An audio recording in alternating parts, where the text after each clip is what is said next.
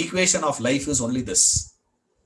The world presents certain situations to you, and your mind interprets it. That interpretation of your mind is what your experience is, and that experience is what you are calling as your life. And we have no clue what are the rules on what basis your mind is interpreting that.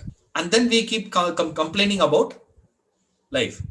Now, if you don't know medicine, you can borrow knowledge of medicine. You can go to a doctor, he will tell you what you should do and go away. Now, who are you going to borrow to interpret your experiences? You see, not possible. Even if you go to a psychiatrist, you will interpret his interpretation.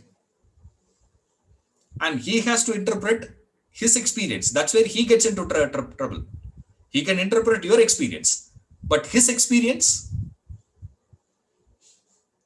the principles governing that collection is called Vedanta.